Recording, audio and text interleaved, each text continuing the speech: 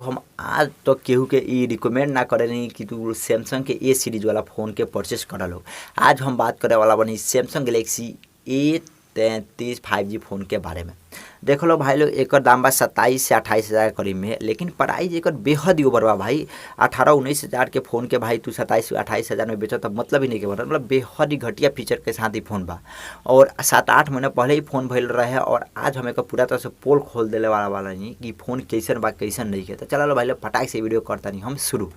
भाई लोग सबसे पहले बात कर लिए एक डिस्प्ले के। एमे तो आगे 6.4 इंच के एगो फुल HD प्लस एमोलेड डिस्प्ले देखे के मिल जाई, जो इनकी 90 हर्ट्ज रिफ्रेश रेट के साथ बा। चलो भाई 120 हर्ट्ज रिफ्रेश रेट एजा बनत रहा, लेकिन नहीं दिले और मतलब ये भी हमारा अच्छा ना लगल। लेकिन साथ ही में देख लो भाई लोग, जो डिस्प्ले फ्रंट से बा भाई वाटर ड्रॉप नोच दिले बा, बेहद ही चुतिया ऐसा लग रहा भाई।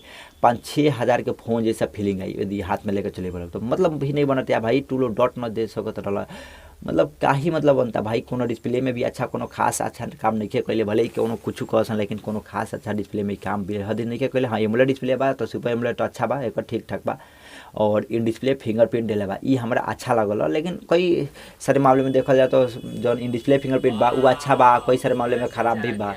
तो ये सब बात बा, मतलब डिस्प्ले भी कोनो खास हमारा उतना अच्छा ना लागल। देख लो भाई लोग, ई एगो वाटर प्रूफ फ़ोन बनैले बा और ई प्राइस पे वाटर प्रूफ दियल बेहद ही मुश्किल काम बा, लेकिन अच्छा काम कैले बा भाई।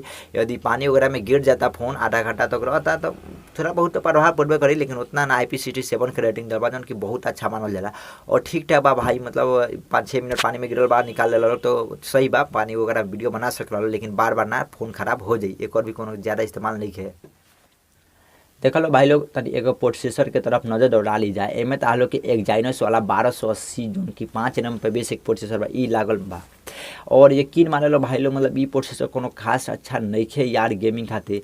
नॉर्मल में भाई डिसेंट में बा और ये सीरीज तो बिल्कुल ही गेमिंग खातिर ना बनल रहा और ठीक ठाक बा। हीटिंग वगैरह कम होला, परंतु सही बा, प्रोसेसर डिसेंट बा। देख लो भाई लोग, एमे तालो के 5000 mAh के बैटरी मिल जाई, जो कि 25 वाट के फास्ट चार्जर के सपोर्ट करेला, लेकिन बॉक्स में चार्जर ना मिली। ये भी बेहद ही कमी वाला बात लागल भाई। मतलब बॉक्स में चार्जर ना देला के रूल का मतलब बनता भाई। 28-29 हज़ार के फ़ोन परचेज करी जा, बॉक्स में चार्जर ना मिलो तो कोनो मतलब ही नहीं के बनत। तो देख लो भाई लोग, तालो क्लियर बताई कि मतलब फ़ोन के जोन बा और सब ठीक ठाक बा, लेकिन चार्जर बॉक्स में नहीं। और 5000 mAh के बैटरी जोन बा, तो बैटरी बैकअप भी कई सारे ऐसे लोग बाजी जोना में कि और भी सैमसंग फ़ोन के मुकाबले एक बैटरी काफ़ी ज़्यादा ड्रेन होता और बहुत से हम रिसर्च करने तो पता चला भाई हाँ वाकई में एक बैटरी ड्रेन होता ज़्यादा। तो ये भी मुझे बेहद ही कमी वाला बात लागल और तहरा लोग के भी ये बात लागल हुई, तो ये भी कोनो खास अच्छा नहीं है। देख लो भाई लोग, एक जो कैमरा क्वालिटी बा ये भी कोनो खास अच्छा नहीं के। बैक में तार लोग के 4 गो कैमरा देखे के मिली। 48 MP के प्राइमरी कैमरा, 5 MP के माइक्रो वाला, 8 MP के अल्ट्रा वाइड, 2 MP के तार लोग के डेप्थ वाला देखे के मिल जाए।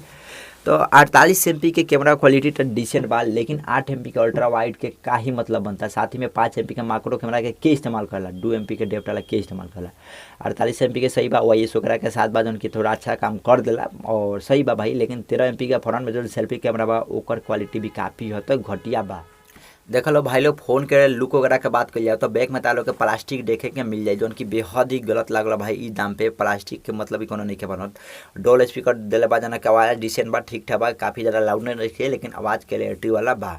देख लो भाई लोग, एगो में कमी वाला चीज़ लागल कि तालो के 2 गो वेरिएंट में देखे मिली, 6/128 से 8/128। तो मतलब ही क्या बनता भाई, 8/128 दलो 8/256 की जरूरत ना बा, तो 8/128 दिला के का ही मतलब बा।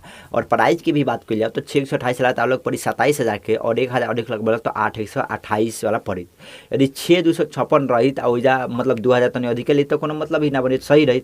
और प्राइस भी एक काफ़ी ज़्यादा ओवर बा। देख लो भाई लोग, ई फोन में कोनो खास फीचर ही नहीं के दिला जाना के बारे में हम बताई, खाली कमी ही बा।